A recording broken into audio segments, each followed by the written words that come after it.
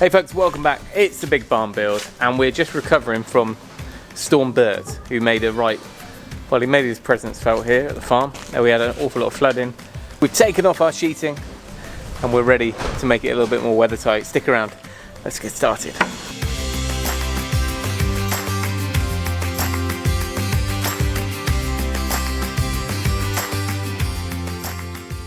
So we're going to break it into manageable pieces and try and do sort of half of this side, or all of the side that we need to do on the east, and then half of the front. One little detail we're just working ourselves around is the steel columns that we've got, because it's a steel frame barn. We don't want a cold spot where the seals are. They're our kind of pinch point as far as the insulation goes. We've got 300mm of insulation in all of our timber frame, but where we've got a steel frame, or part of the steel frame, we've only got 100mm on the outside. So rather than just have 100mm of cellulose, we've decided to max it out with PIR. So you can see there we've got cuts of the same width as the flange. So we've now got 100mm, it's actually 125mm from there to the outside, which we're now going to board over. Tom's gone in, put the rest of the noggins in, blocking. We've done a glue lamp on this corner, and then again protected that potential cold spot on the outside of the steel. Everything else can now get blown in. They're big enough cavities. I was chatting with Warm Cell this morning, and their minimum that they can blow into is a 75mm gap, but really we want to make that as big as possible, because otherwise they can have problems with like blockages and getting a good even blow. So we've, this one here for example, it's about 300 or 400. Most of anything too small we can just fill with sheep's wool or mineral wool or whatever on site. Oh.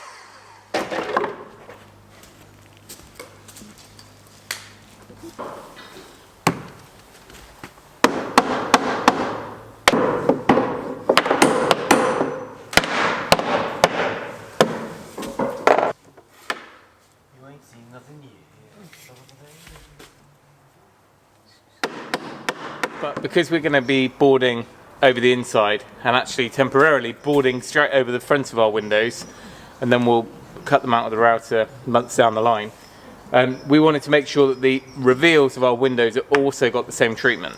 That means that when we install our windows mid-wall, in the middle of the thermal layer, we've got airtight tapes connected or pre-sealed to the frame, that then when the window's fitted will be taped to this. So it means that the vapor barrier and airtight layer is completely continuous all the way around this corner, all the way to the frame, to the window. And because we're using Passive House triple glazed windows, we know that the windows themselves are completely sealed as well. So that's why we've carried it on the inside. So we're going to rip down more and do all of the windows ahead of any wall sheeting.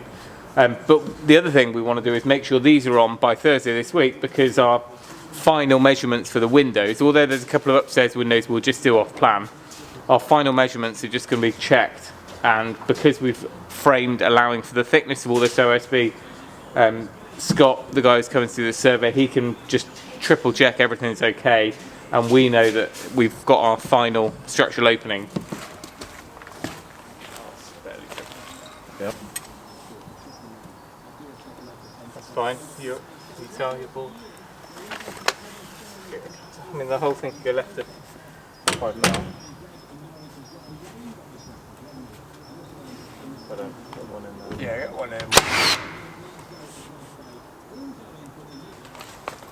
Right in the middle of the stone.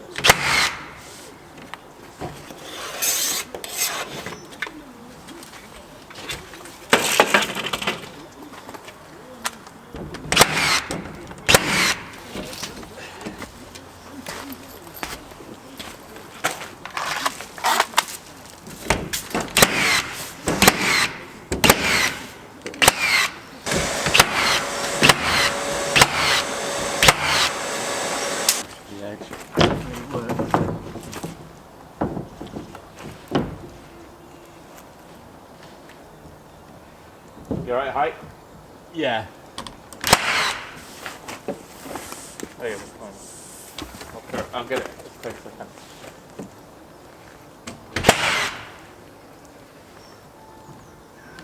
I mean, we're...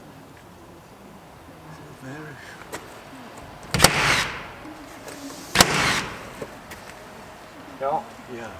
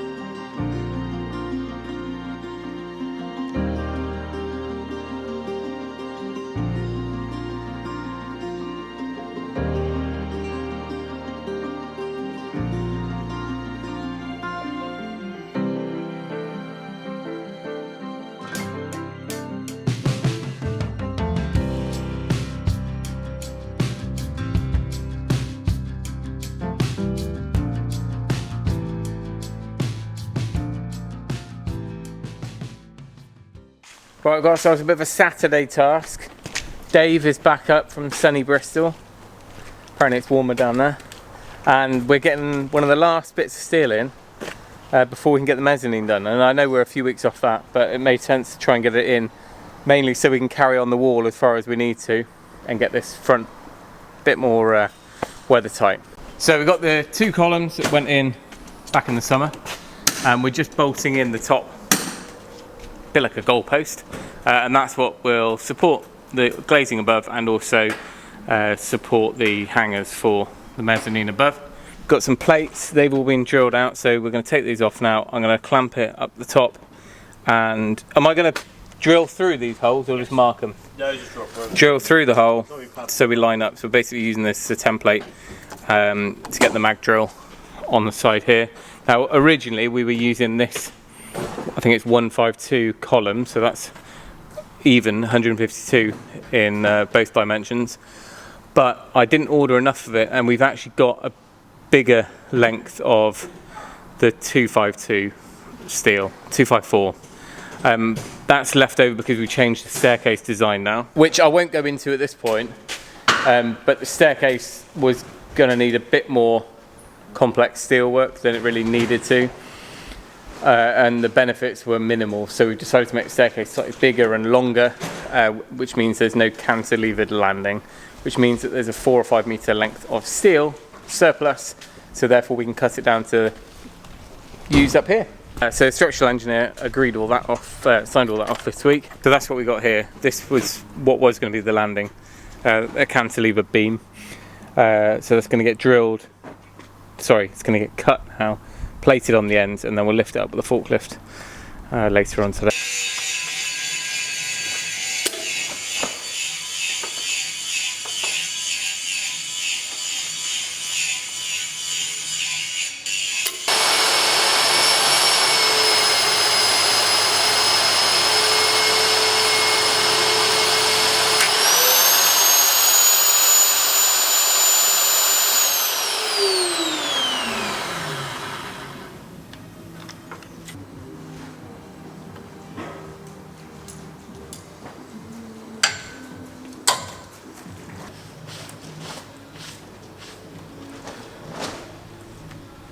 Right, update. We've got all the holes drilled, so the plates are drilled outside, and then I've clamped them up, drilled through them with the mag drill. Yes, I didn't strap the mag drill before I get a comment, just held it in place, absolutely fine.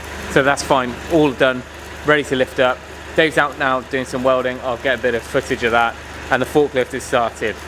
It's always a good start. I mean, it did involve 2 other vehicles and jump starting, but that's just a daily occurrence now.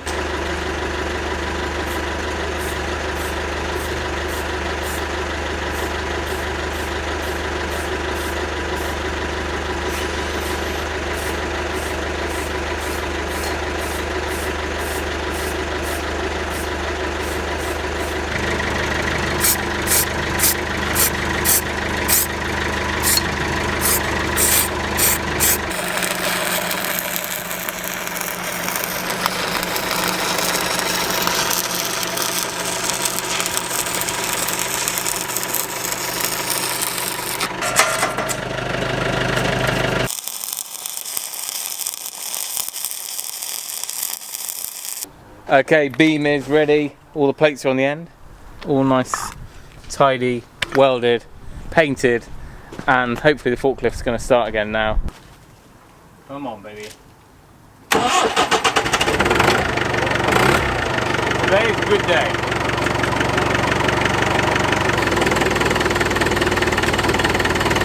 That's what I'm looking for now. You're being short with these right away. Oh, okay.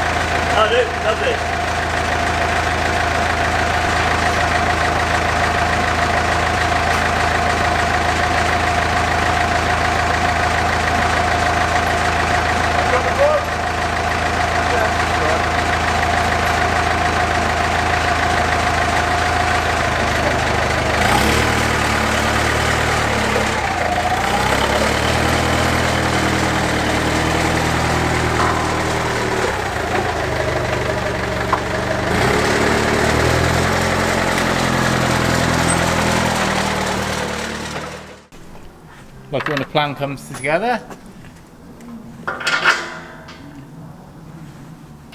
some days it's nice to have a forklift when it works. I love having a forklift. Better than a genie.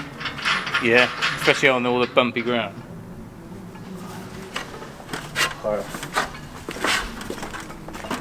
Quite different now with a I mean that's basically a floor level all the way through the building.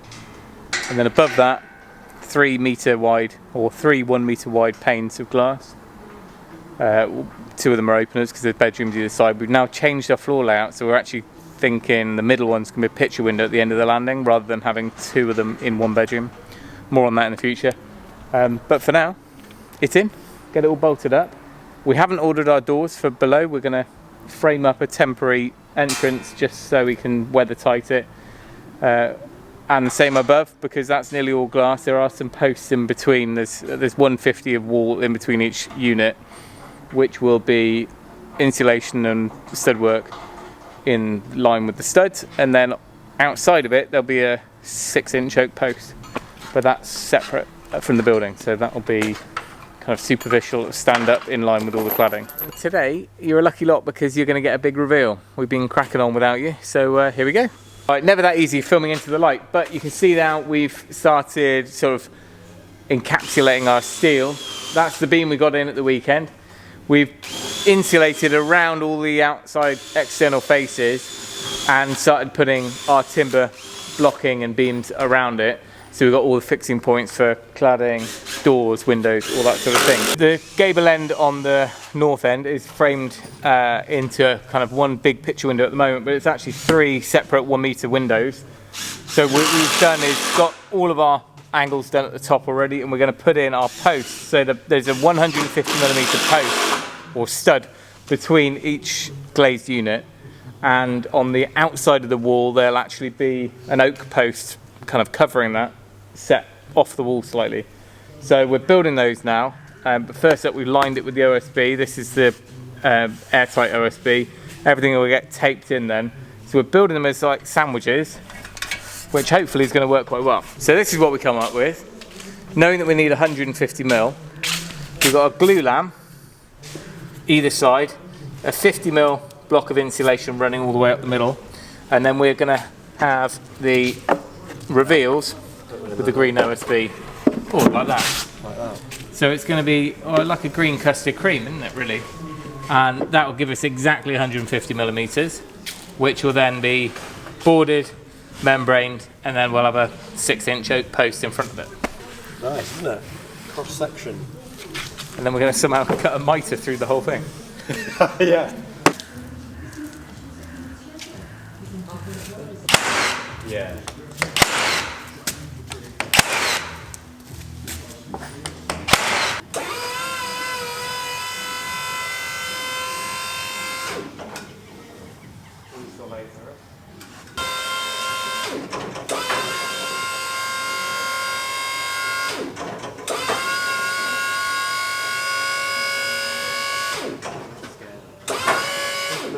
Please.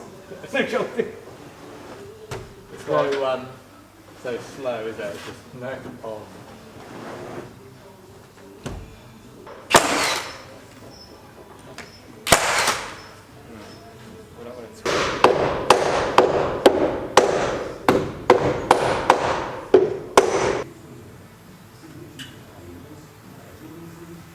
Right, another morning. Once again, we're skipping ahead without you, but we're boarding up.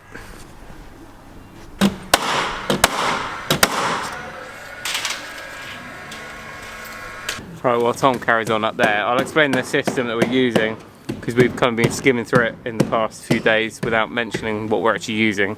So on the outside, we're using this board here. It's a wood fibre type board. Looks similar to MDF. It's basically a breathable sheathing board, and it has some racking properties as well, but for us it's just a super breathable board that's going to go on the outside, basically an outer skin that's going to contain all of our insulation that gets blown in from the inside in the future. We could have got away potentially of just OSBing on the inside and then using a membrane tight across the studs and hope that will be enough. But really, there's something quite nice about having it skinned both sides, really solid construction, and then packed full of insulation to give us that sort of rigid box around the whole building.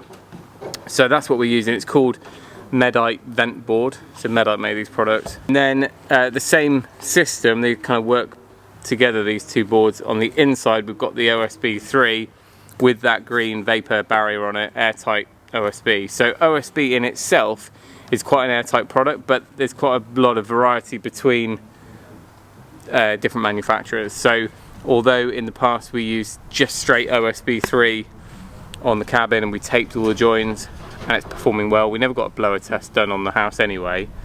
Whereas in here we really need it to be super tight. So instead of having OSB 3 and then having a liquid vapor barrier sprayed on or loads of membrane on the inside, we can simply use this, tape the joins, and know that we've got a really continuous airtight and vapor barrier on the inside. That said, there are lots of different ways of achieving the same sort of result. This was £19 a board, maybe £20. Both of them were similar price, can't remember. One was a couple of quid more than the other. So it does add up, but if you're going to buy good quality OSB 3, it's marginal by the time you would have had to pay for a decent quality membrane or vapor barrier or whatever on the inside. This is just a one-hit wonder, hopefully. It's got a 3mm expansion gap between boards, so we're just using a 3mm nail knocked in. All those boards, they don't have to be staggered joins as well. For our situation, these are not acting as our structural racking board. So they're nailed off, 150 centres around the outside, 300 centres down the middle stud, so quite a lot of nails. Oh, and if you're wondering why we've got this sort of forklift centipede thing going on here, the scissor lift, it has not got its forward, it's not working in forward, probably because the rat's chewed through a wire. My guy's coming out tomorrow to check it over, but because it's not running in forward, you can only reverse it. So to move it, we're just going to locate it each time with the forklift, but it's not actually holding it up. We're not that silly. Plus, these things are rubbish on anything but the smoothest warehouse floor, which this isn't. So it gets sort of bogged down, or it just doesn't quite have the power to get these big rubber wheels over anything. Bizarrely, this is a lift. I bought it rather spontaneously in an auction, thinking we'd get it in the building and use it for decorating, plasterboarding and everything, which it would be great for, but it weighs 2.5 tons. It weighs basically the same as a Land Rover, so it's not even, the forklift will lift it, but because it's only got normal length forks, it's a little bit wobbly as it goes, but it's too heavy to risk going in there. Even on a 6-inch slab, reinforced, I just don't want to risk it because that's going to be a polished concrete floor. So it will be probably short-lived living on the farm.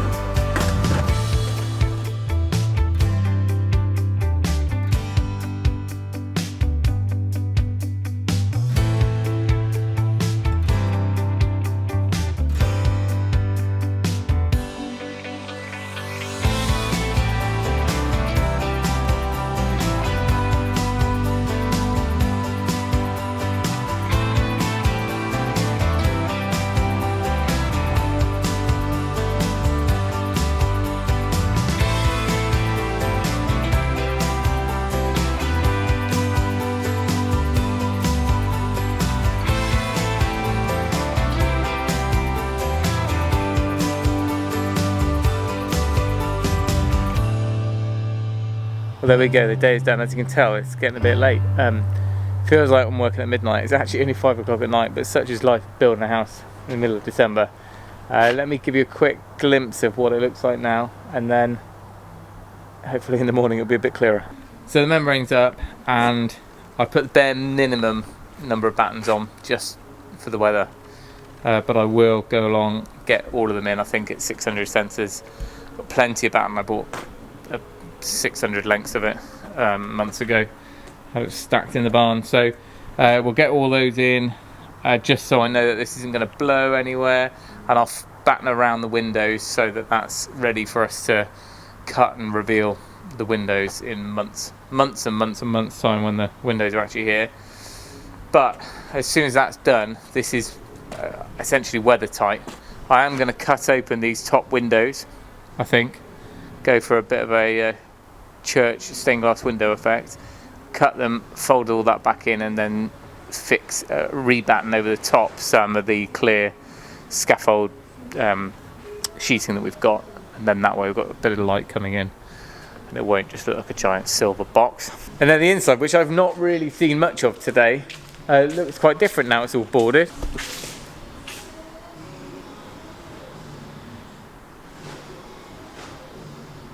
Probably skipped quite a lot on that, so let me know if you've got questions in the comments. Hopefully I'll explain what the materials are that we're using and why we're doing what we're doing, but I'm bound to have missed bits.